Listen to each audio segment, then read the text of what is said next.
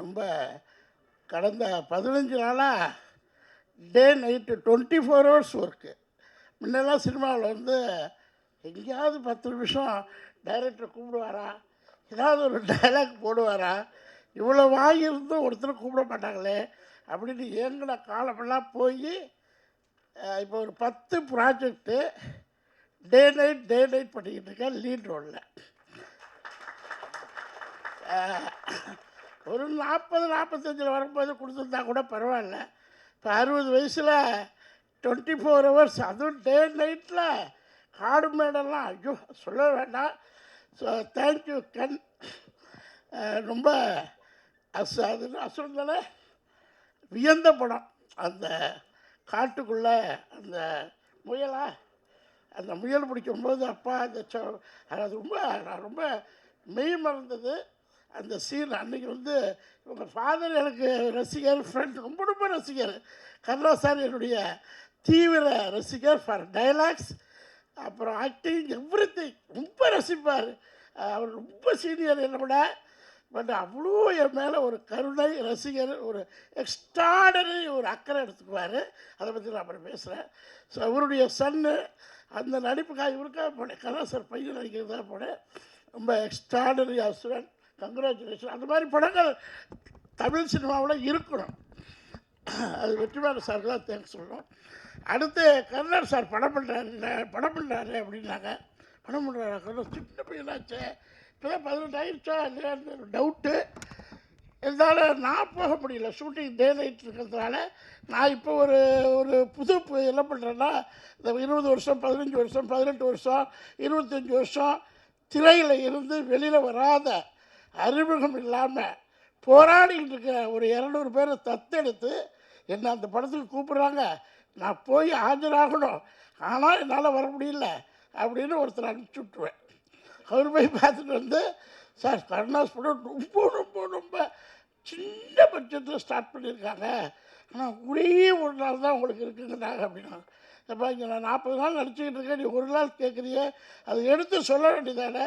ஏன்னா 40 நாள் படிக்கிற படத்தில் பிரபுசால்வன் படமும் அதே மாதிரி தான். 2 நாள் ஒரு நாள் போய் கேட்க முடியல என்னால். கட் பண்ணால் நான் இப்போ என்ன படம் இருக்கலையா, 40 நாள் உனக்கு கொடுத்துட்டு ப்ரொடியூசர்கிட்ட என்ன போய் சொல்லி திட்ட ஆரம்பிச்சிடுறாங்க. ஸோ அதனாலேயே இந்த ஒரு நாள் படங்கள் பண்ணுறதில்ல.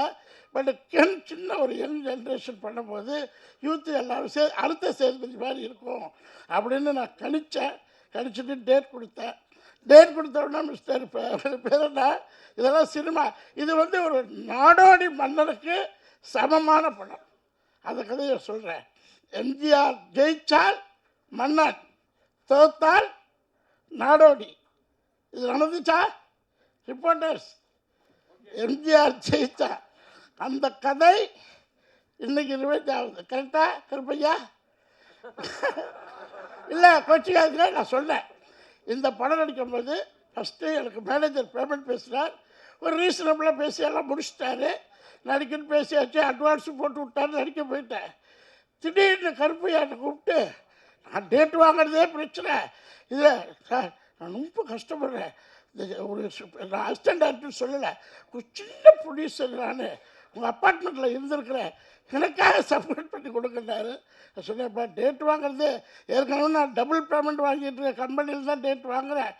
ஆனால் ஒன்று மட்டும், நீ எனக்கு கொடுக்குற காசு 20 மடங்கு வரலன்னா நான் அந்த பணத்தையே திருப்பி தந்துடுறேன்னு சொன்னேன். இந்த படம் கருணாஸ் ஜெயிக்கும், பணம் கொட்டும் அப்படின்னு முதல் நாளே சொன்னேன். என்ன சார் உண்மையா? இல்லை, இது கருப்பையாட்ட சொன்னேன். கென்னு என்ன கூப்பிடவே மாட்டார். நான் போய் கோடை இருக்கு ஒருத்தர் இருப்பார், உங்கள் இதில் கோடை இருக்கு, அவரை படாத பாடுபடுத்திட்டேன்.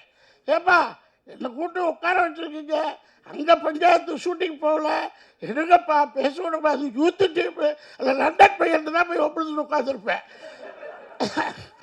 அவன் ஒன்றும் அந்த கேரவல்ல ஒரு ரூமில் ஒரு 2 ஆர்டிஸ்ட் இருக்கலாம், 3 இருக்கலாம்.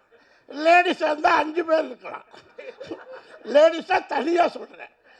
ஜென்ஸு 3 பேருக்கு மேலே தாங்காது, அடித்தடி வந்துடும். சின்ன ரூமு, அதில் ஒரு 20 பேர். யார் பார்த்தீங்கன்னா கென் கேங். யார் பார்த்தீங்கன்னா இப்போ ஒருத்தர் போனால் அவன் வந்து நான் சொல்ல தி அசிஸ்டன்ட் டைரக்டர் நோ கென் கேங். அவன் போய்ட்டு இன்னொரு பொண்ணு லேடிஸ் காஸ்டியூம்னு நினைக்கிறேன். எனக்கு காஸ்டியூம்லாம் நான் எப்போதுமே ஒரு 25 லட்சம் ரூபாய்க்கு சினிமாவுக்காக எடுத்த காஸ்டியூம் 2 BHK வீட்டில் இருக்குது, யூஸ் பண்ணிக்கிங்க. 25 லட்ச ரூபா கஷ்டகாலத்தில் சம்பாதிச்ச காஸ்ட். அதில் இது கொண்டு ஏன்னா என்னுடைய பேட்டர்ன் மாற்றுறதுக்காக ஆஃபீஸர், கலெக்டர், கமிஷனர், தாசில்தார் அதை மாற்றி ஒரு ஃபேமிலிக்குள்ளே என் மாதிரி ஒரு யூத் டைரக்டருக்குள்ளே வரணும். இப்படி தேங்க்யூ கருப்பையா. நான் உச்சத்துக்கு டெக்ஸ்டைலில் போயிட்டு ரோஸ்டில் வந்தேன். இப்போ சினிமாவில் உச்சம்னா 300 rupees per month சேலரிக்கு பாம்பேயில் போனவன் 400 கோடி பிஸ்னஸ் பண்ணிட்டு தான் வந்தேன். சினிமாவில் பர் டே 200 rupees அரண்மனை உள்ளு க்ரௌட் ஆர்டிஸ்ட் இன்றைக்கி ஹாப்பி சர்வைவல் பண்ணலாம்.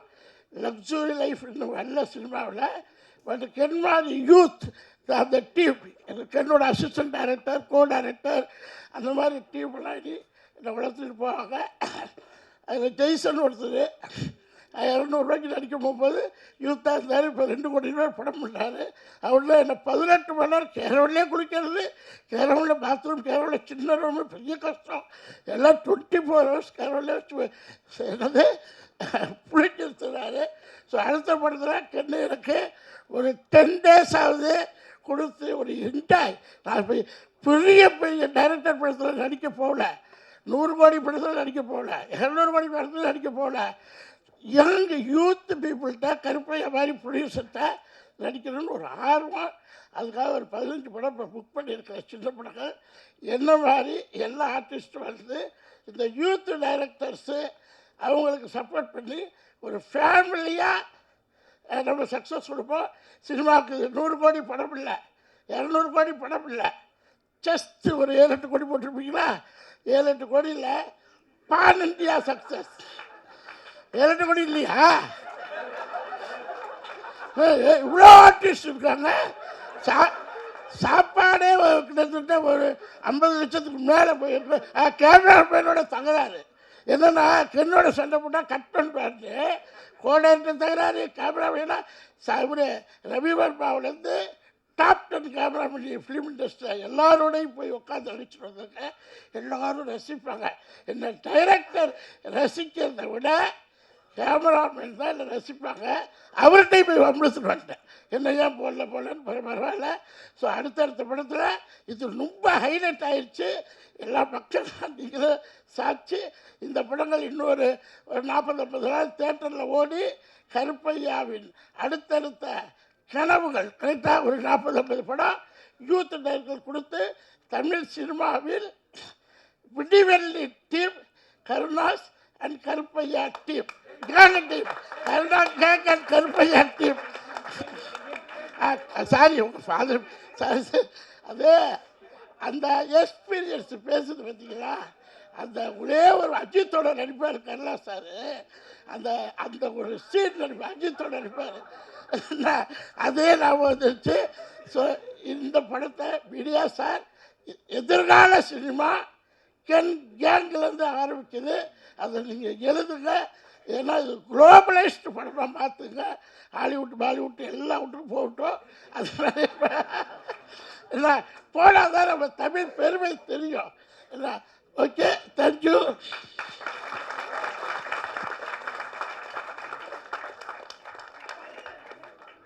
Thank you so much sir. இதுக்கப்புறம் இந்த ஸ்டேஜில் பேசுறதுக்கு வேறு என்ன இருக்குன்னு நானும் யோசிச்சுட்டு இருக்கேன். எல்லாருமே ப்ரிப்பேர் பண்ணிட்டு வந்திருப்பாங்க. ஆனால் பிளாஸ்டான ஒரு speech. So next main actors நம்ம